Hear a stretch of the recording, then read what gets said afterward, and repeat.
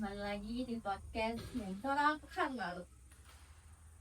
Gimana kabarnya hari ini teman-teman? Semoga kalian dalam keadaan sehat, baik, dan juga aman-aman ya teman-teman. Dan kalaupun lagi capek, semoga podcast ini bakal membantu kalian lebih istirahat. Nah, hari ini kita akan membahas topik yang menurut aku tuh menarik banget teman-teman. Relevan juga dan juga jujur aja relate banget sama kita sehari-hari. Topiknya tuh hubungan yang sehat itu ngaruh tapi nggak nguras. Wah teman-teman, dari topiknya ada itu udah kayak wow banget nih. Gimana menurut kalian? Bener kan? Nah, dan supaya obrolannya lebih seru teman-teman, aku di sini nggak sendirian loh teman-teman. Aku bersama narasumber yang kece badai. Ada yang bakal menemani kita pada episode kali ini.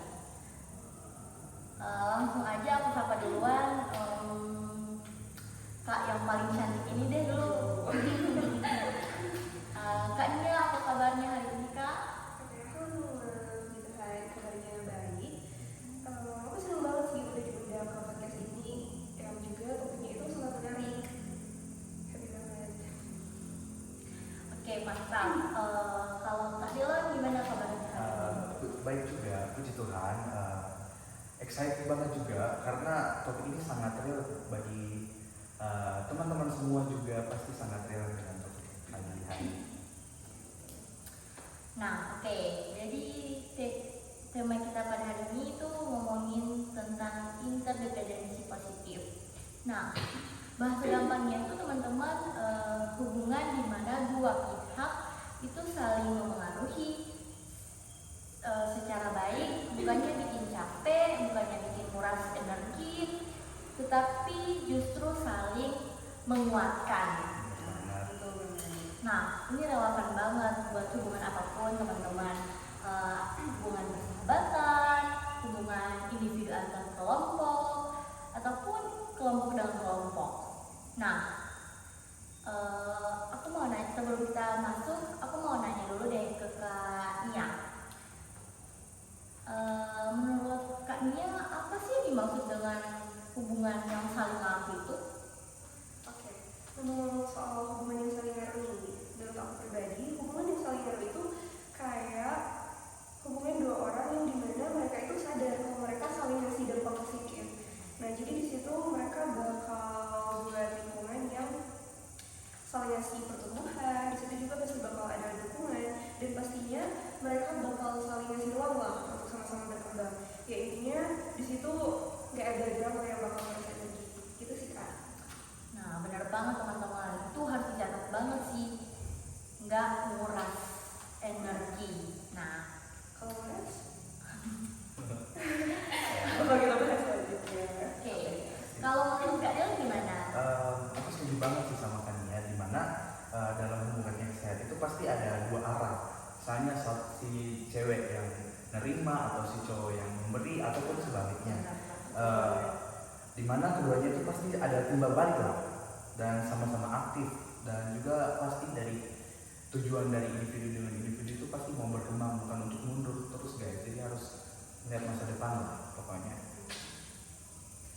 Oke, nah tadi kita kan udah bahas tentang hubungan yang nggak nguras energi itu kan. Nah, teman-teman penasaran nggak sih teman-teman penasaran nggak sih apa sih contoh-contoh dari interdependensi positif? Kan dari awalnya tadi kita udah bahas tentang interdependensi positif. Nah, kalau aku sih penasaran banget teman-teman, apa sih contoh-contoh interdependensi positif? Nah, aku mau nanya sama Kaknya deh, apa sih contoh dari interdependensi positif dalam persahabatan? Nah, sebenarnya contohnya sederhana aja sih Kak Bella. Jadi siapa sih di sini yang nggak punya bestie? Ya, Pasti harusnya ada punya kan, Kak Bella juga pasti punya. Nah, aku yakin juga teman-teman di penonton-penonton yang lagi nonton video ini pasti punya bestie. Intinya sama talk lah. Nah,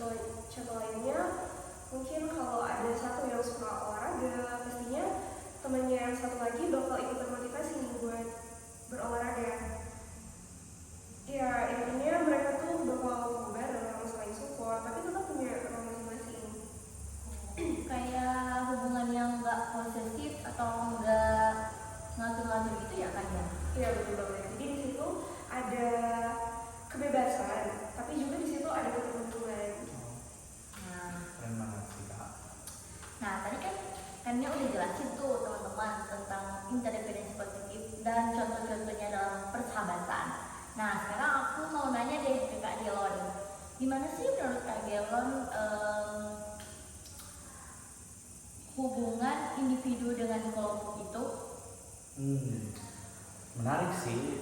Kita bisa ambil contoh mungkin kalau mahasiswa sekarang dengan dosen atau mungkin dengan kita dengan kelompok circle pertemanan kita.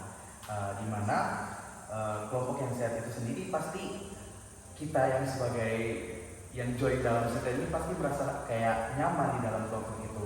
Terus dari kelompok itu pasti kasih insight dengan kita yang sebagai individu yang masuk di dalam kelompok itu. Dan juga pasti kita juga memberi pengaruh juga bagi kelompok. Jadi kayak hubungannya itu kembali lagi kayak yang tadi saya jelaskan dengan individu dengan kelompok atau kelompok dengan individu. Jadi kayak timbal balik dan jadi kita memberikan manfaat, mereka juga memberikan manfaat sama kita gitu. Oh iya benar-benar. Jadi kayak sama-sama bikin lingkungan yang support gitu nggak sih Kak Delon? Benar banget, benar banget. Jadi kita kayak terpacu dan untuk kayak misalnya sebagai mahasiswa nih, kalau mungkin teman-teman ada yang jadi mahasiswa, pasti kalau dalam join circle ini, misalnya join circle mahasiswa mungkin, kalau dalam mahasiswa pasti kita kayak terpacu untuk akademik harus bagus, terus dalam organisasi juga time management pasti lebih bagus. Jadi kembali lagi timbal baliknya itu sih. Oke. Nah, tadi kan udah bahas tentang individu dan kelompok. Benar. Nah, kalau kelompok dengan kelompok, misalnya tuh divisi A sama divisi B gitu dalam sebuah organisasi. Nah, aku dengar teman kakak-kakak di sini tuh pada masuk organisasi. Apa benar Kak? Iya sih, pernah ikut Sempat organisasi. ikut. Pasti teman-teman juga pernah ikut organisasi Nah. harusnya. Jadi, oke.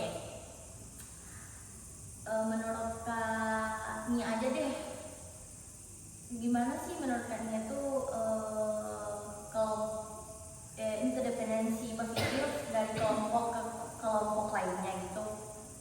Oke, kalau bahas soal itu sih sebenarnya dari pandangan aku ini lebih ke kolaborasi di mana dua kelompok ini bakal saling membantu buat mencapai satu tujuan. Jadi di situ pastinya mereka bakal saling membantu mencapai tujuan, saling bagi informasi, juga pastinya saling memotivasi lah.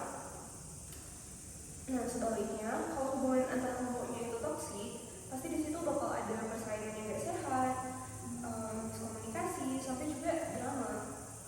Nah, dan hal-hal yang kayak gini tuh bikin hubungan kita jadi apa ya?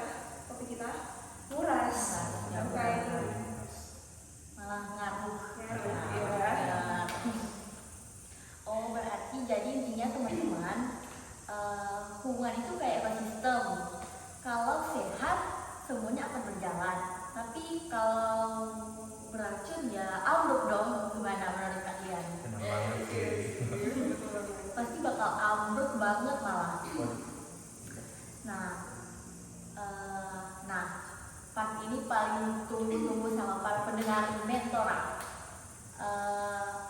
Sama aku juga sih tentunya. Terus juga sangat ditunggu-tunggu banget sih part ini. Oke. Aku bingung sih mau nanya ke Kak Nia atau Kak Delon. Tapi kayaknya ke Kak Delon aja deh. Oke, boleh. Apa sih menurut Kak Delon tanda hubungan yang saling ngaruh dibandingkan hubungan yang muras? Oke, mungkin di sini saya mengambil contoh yang hubungan yang saling ngaruh itu gimana sih? Yang pertama itu pasti dalam sebuah hubungan kita itu pasti bisa berkembang. Hubungan ini buat kita berkembang. Terus dari hubungan yang berkembang ini kita juga akan merasa aman dan merasa dihargai teman-teman. Jadi kalau misalnya teman-teman rasa nggak dihargai pasti itu hubungan yang muras. Jadi saya rasa kalau dalam hubungan yang muras itu mungkin teman-teman harus stop dulu deh dengan hubungan yang toksik. Stop ya Stop guys, ya guys, stop. jangan lanjut, jangan terlalu bodoh. Selanjutnya Selanjutnya, selanjutnya pasti dalam sebuah hubungan itu pasti teman-teman harus komunikasi nggak sih? benar. Masa kita yang komunikasi dia cuma dengar, masa dia kayak cuma dengar aja nggak ada kasih insight juga sama kita. Jadi kembali lagi hubungan yang baru itu pasti dua arah atau komunikasi. Jadi kuncinya komunikasi guys. Benar. Dan dari komunikasi itu pasti akan membentuk motivasi guys. Jadi teman-teman kalau dari komunikasi pasti akan membentuk motivasi, dan dari motivasi itu kita bisa jadi dapat diri sendiri kita itu kayak misalnya punya jati diri sendiri, nggak terpengaruh dengan jati diri orang lain. Jadi kita punya pendirian dan bukan hanya ikut dari kelompok atau hubungan itu tadi. Jadi bagaimana hubungan yang ngaruh ini tadi kita bisa apa tadi yang kelima hal tadi yang saya jelaskan, dari berkembang, rasa aman, bahkan sampai ke motivasi itu tadi, itu mempengaruhi ngaruhnya kita tadi. Terus kalau misalnya hubungan yang nguras, yang capek, mungkin sebaliknya yang dari yang saya bahas tadi, misalnya kayak banyak dari tuntutan sepihak, dimana kalau misalnya dalam sebuah hubungan juga si pihak cowok lah misalnya banyak menuntut, kamu tuh harus ini ya, kamu tuh harus ini, padahal dia nggak kasih saran juga, cuma nuntut aja terus. Itu ngurus banget gak sih guys? Ya. Nah terus juga kayak drama yang nggak selesai, drama yang kayak nggak selesai gitu. Jadi kayak masalahnya kecil tapi buat gitu kan, kayak teman-teman pasti pernah lah mungkin benar sekali. Terus kita pasti juga rasa capek dalam masalah atau drama tadi yang nggak selesai. Dari yang drama itu pasti kita juga akan kayak takut ngomong jujur mungkin dalam sebuah hubungan, dan yang terakhir pasti kayak ngerasa selalu salah dan am I worthy for that, for him atau for her, itu teman-teman. Mungkin balik lagi ke kata. Wah teman-teman itu kayaknya relate banget sih. Dan bukan cuma ke teman-teman ya, relate banget. Ya. Di aku juga loh teman-teman. Hampir semua orang ngerasain gitu ya. Iya. Relate banget sama yang dijelaskan oleh Kak Dylan tadi loh. Nah, kalau menurut Kak Nia nih, apa sih tanda paling jelas kalau hubungan itu nggak sehat? Tadi kan Kak Dylan udah ngejelasin yang hubungan yang muraskan. Nah, kalau menurut Kak Nia, apa sih tanda paling jelas kalau hubungan itu nggak sehat? Oke. Kalau menurut aku sih tanda kalau hubungan itu nggak sehat sebenarnya udah sempat dibahas sama Kak Dewan tadi sih. Jadi contoh sederhananya itu kalau misalnya kita berinteraksi terus kitanya jadi ngerasa lebih baik, bukan malah capek. Jadi itu contoh hubungan yang sehat sih. Simpel itu ya guys. Itu ya biasa. Benar-benar. Jadi itu kadang kita lupa bedain apakah kita itu capek karena aktivitasnya atau karena orangnya. Kadang orang berpengaruh juga bukan karena aktivitasnya, orang yang dalam hubungan itu pasti berpengaruh juga dengan kita sebagai individu. Nah, oke. Kak Delon, Kak Nia, tadi tuh barusan ada pendengar yang setia banget DM aku. Dia ngasih pertanyaan buat Kak Delon sama Kak Nia. Nah, katanya nih pertanyaannya tuh dia penasaran banget biar bisa dijawab sama Kak Nia sama Kak Delon. Nah, boleh nggak? Boleh banget dong, boleh banget. Boleh Apa banget. sih yang nggak buat penonton setia? Asik yang nggak buat mentorak. Oke, pertanyaannya tuh kayak gini. Dalam hubungan ini, siapa yang mendorong siapa untuk jadi lebih baik? Nah, menurut kalian gimana? Oke, menurut aku nih, menurut aku sebenarnya bukan siapa yang mendorong siapa, karena pastinya dalam hubungan, lebih khususnya dalam teori itu ada tendensi positif. Di situ harusnya ada melalui, soalnya nih, aku sama Kak Dila sahabatan, jadi aku harus mendorong Kak Dila buat jadi lebih baik lagi. Sebaliknya Kak Dila itu gitu, Kak Dila harus mendorong aku buat jadi lebih baik lagi. Jadi di situ ada apa ya namanya, timbal balik lah. saling mendorong. Saling dorong ya. Itu aja dari Kania. Itu aja sih. Mungkin dari Kak Delon. Iya. Dari Kak Delon gimana? Kalau dari saya setuju banget sih sama Kania, kayak gimana timbal balik itu berlangsung, bagaimana mereka memotivasi sesama. Di sini mungkin kembali ke tema topik kita yang naruh sama Muras itu tadi. Jadi bukan siapa yang mempengaruhi siapa, tapi bagaimana kita menimbal balik hubungan dari individu dengan individu, saling memotivasi. Dan itu tadi ada beberapa contoh juga bagaimana Muras yang toksik dalam sebuah hubungan ataupun ngaruh yang berdampak bagi kita sebagai individu dengan individu, individu dengan kelompok ataupun kelompok dengan kelompok kita. Mungkin itu saja dari saya. Nah, benar banget teman-teman. Kan tadi Kak Nia sama Pak Delon juga udah jawabin pertanyaan dari salah satu yang DM aku. Nggak terasa sih sekarang waktunya itu udah hampir selesai ya. Oh, belum selesai. Iya, Belum udah selesai menghabis. Iya, udah menghabis. Nah, dari saya sendiri dari MVP, terima kasih untuk Kaknya dan terima kasih juga untuk Kak Jalan. Kami juga makasih sih dari Pengalaman, iya. Ini tuh jadi pengalaman yang berharga banget sih buat aku secara pribadi. Karena bisa kasih insight ke kamu dan aku juga cuma bilang kalau ya. Nah, benar banget teman-teman. Yang kita nggak tahu tuh hubungan yang saling ngaruh sama yang nguras itu gimana. Sekarang kita kan udah jadi tahu, udah ngerti dah teman-teman. Nah, buat teman-teman yang dari saya ya, dari aku pribadi, buat teman-teman yang lagi berusaha membangun hubungan yang baik itu persahabatan, hubungan kelompok, atau bahkan hubungan personal, ingat, hubungan sehat itu saling ngaruh, bukan saling murah. Nah, itu banget, bukan saling muras ya teman-teman. No. Saling dukung bukan saling menjatuhkan, dan saling tunggu bukan saling menahan. Nah, terima kasih teman-teman yang sudah mendengarkan podcast kali ini. Jangan lupa istirahat yang cukup, minum air, dan jangan lupa siapkan energi kalian untuk besok dan hari-hari ke depannya. Bye-bye teman-teman.